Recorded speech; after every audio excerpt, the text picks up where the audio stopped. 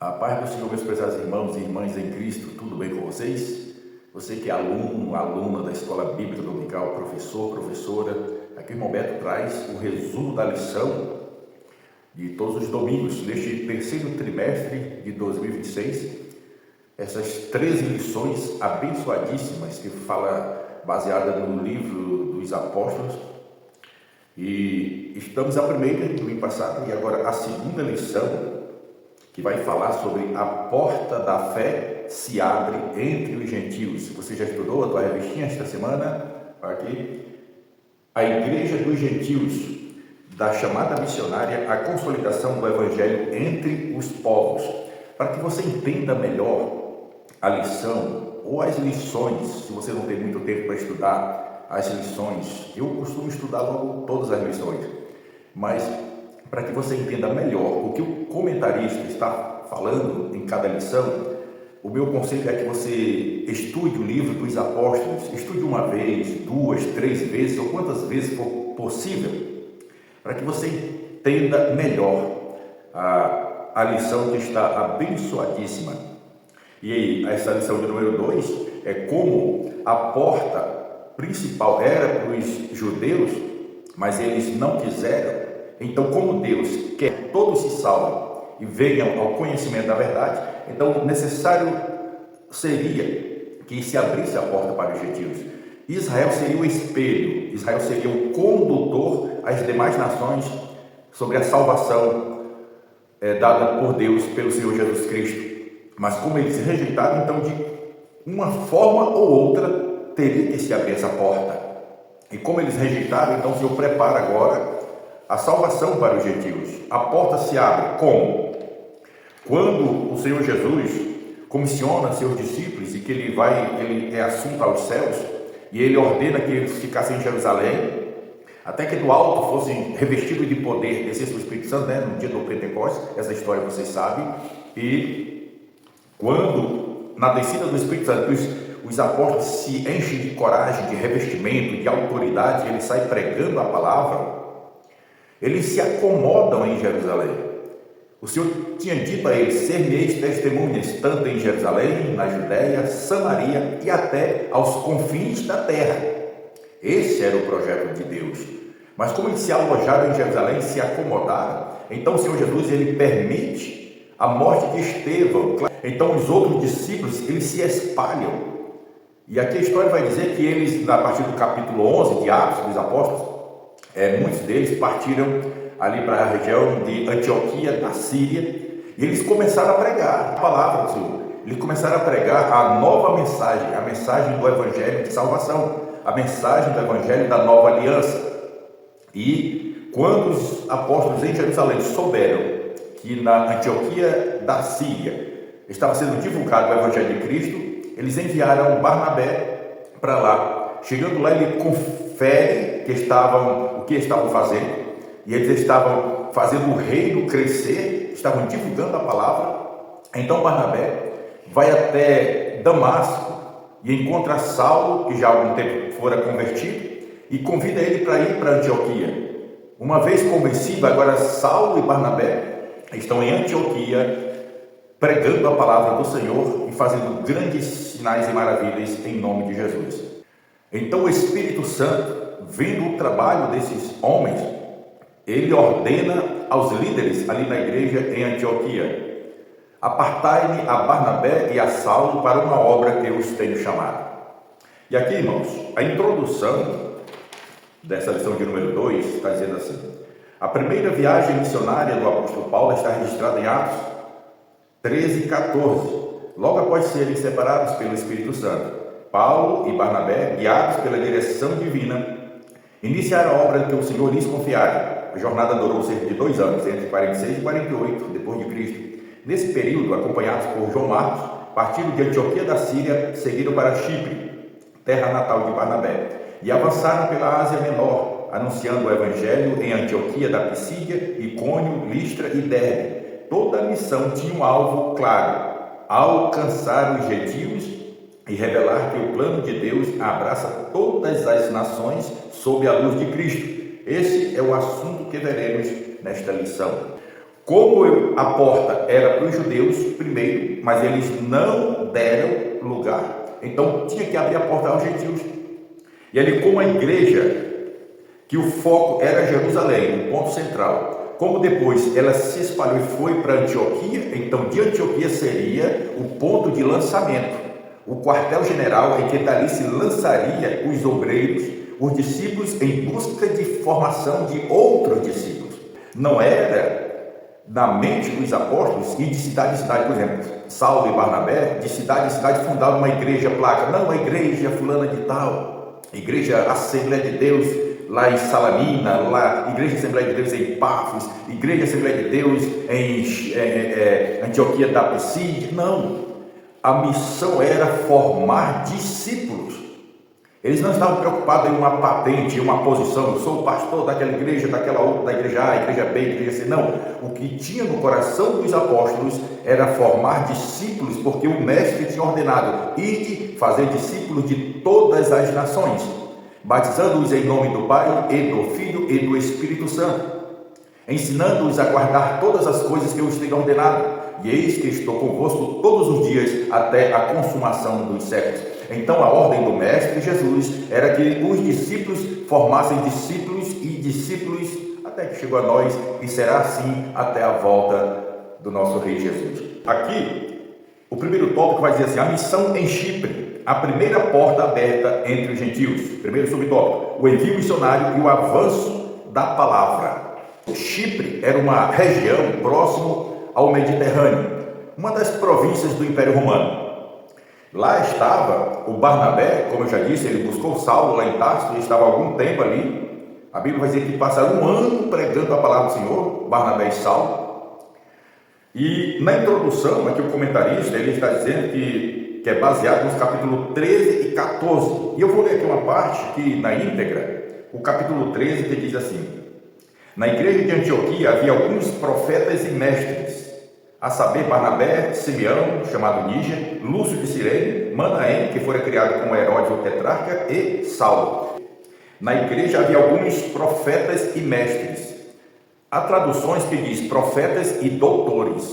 Eu quero abrir um parênteses aqui para os alunos, que doutor e mestre é a mesma coisa, viu? Não é que doutor é um dom ou uma função e mestre é outra, não, os dois é a mesma coisa. Doutor e mestre é a mesma coisa, não são duas funções, não são dois dons, mestre e doutor, apenas um só. Por que eu estou falando isso? Porque os outros que estão me ouvindo talvez não vão entender. Não é que eu queira dizer que você não sabe, é porque tem alguns alunos que ouviram isto, que em Antioquia havia profetas, doutores e mestres.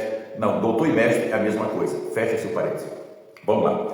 A missão em Chipre, como eu disse, Chipre era uma região próxima ao Mediterrâneo, que era a terra natural de Barnabé. Como ele já conhecia, e o Espírito Santo chama os líderes e diz: separai-me ou apartai-me, Barnabé e Saulo, para uma missão que eu os tenho ordenado. E eles, depois de jejuarem e orarem, toda a igreja ali em Antioquia da Síria, eles foram, pela imposição de mãos dos apóstolos, foram enviados a uma missão específica, e eles foram para a região de Chipre. E ao navegar para ali, chegaram a Salamina, a primeira cidade que Barnabé e Saulo aportaram, e aí eles começaram a pregar a palavra do Senhor.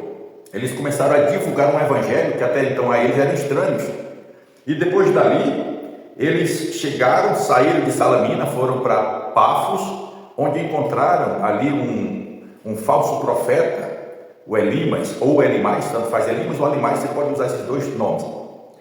Era um falso profeta, chamado Bar Jesus, e tinha ali o procônsul Sérgio Paulo, nós vimos na lição primeira, né?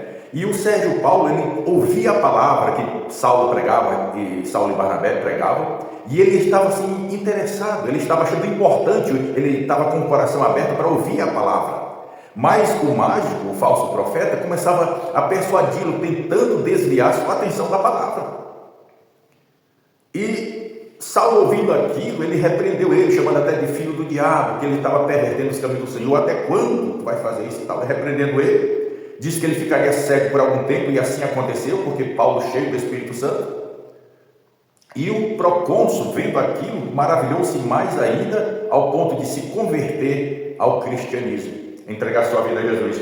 Dali eles partiram, aqui para frente, eles saíram de Pafos e foram para Perge. Essa aqui bom seria, irmão, se pudesse passar na aula, numa lousa, fazendo um gráfico da região de Chipre e das cidades que vai sendo falado aqui no trajeto de Barnabé e Saulo, as cidades por onde eles passaram, né? Ali no mar Mediterrâneo.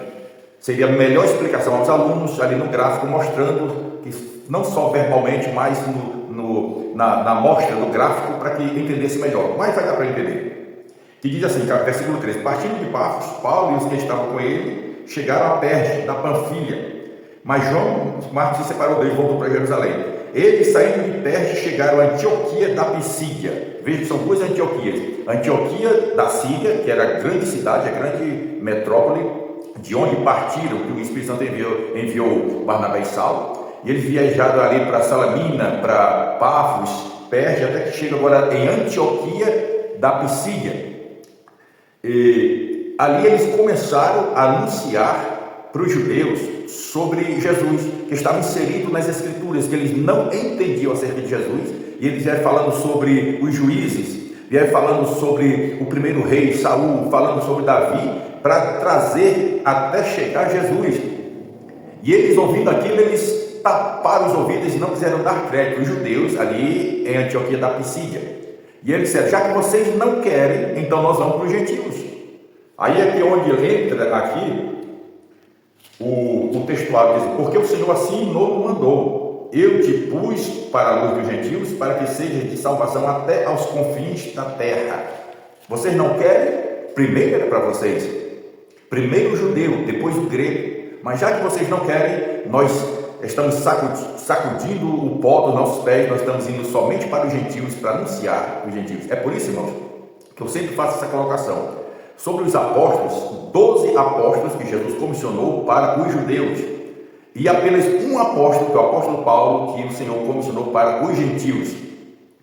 Então, Paulo e Barnabé vai anunciar o evangelho para os gentios, e aqui a palavra vai dizer que eles se sentiram muito alegres, né? Versículo 48 do capítulo 3: os gentios, ouvindo isso, alegraram-se e glorificavam a palavra do Senhor, e creram todos os que haviam sido destinados para a vida eterna. A palavra do Senhor se espalhava por toda aquela região. Veja que os gentios abraçaram, e mesmo os judeus, eles ficaram revoltados, e eles queriam perseguir os apóstolos, e eles fugiram, foram para Icônio, onde começa aqui o capítulo 14, que os apóstolos em Icônio, Listra e Derbe. Veja que eles vão seguindo. Em Icônio eles começaram a pregar a palavra do Senhor, e ali ficou um pouco dividido, os judeus e os gentios, uns creram, outros não creram, até que ele chega em Listra, e eles encontram um homem coxo de nascença. Paulo, usando da autoridade do cheio do Espírito Santo, e ele clama ao Senhor, e aquele homem fica curado, ao ponto dos moradores de Listra acharem que Paulo e Barnabé eram deuses. Os deuses se humanizaram e agora estão entre nós, e ali quiseram fazer sacrifício, trouxeram bois já para fazer sacrifício, para adorar a Paulo e Barnabé, chamando Barnabé de Júpiter e Paulo de Mercúrio. E eles, rasgando as vestes: olha, não façam isso, nós não somos Deus, nós somos homens como vocês. O que acontece é que o Senhor Jesus, aí vai contar a história. Quem é Jesus? Ele que curou esse homem.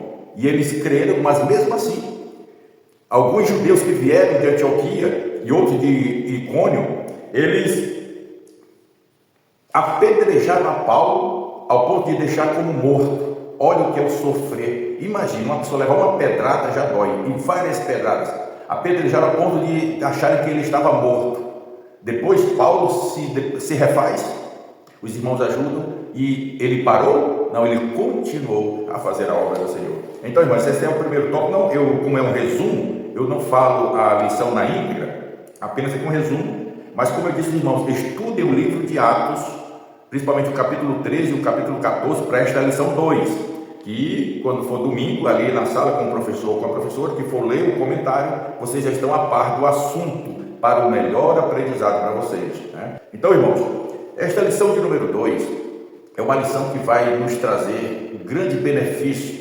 Você que não costuma ler a palavra, e agora vem esta lição que para muitos é novidade, porque, sinceramente, quando não se lê, não se entende, não se compreende.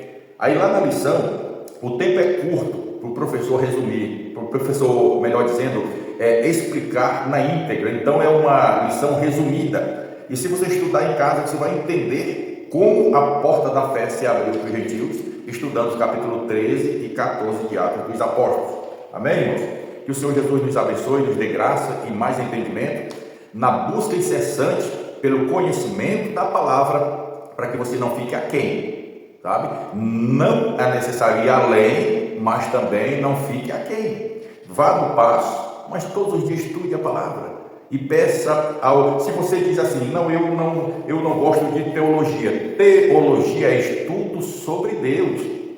Se você não quer um professor humano, então estude a teologia pedindo ao professor Espírito Santo, e você vai crescer em conhecimento e também em graça.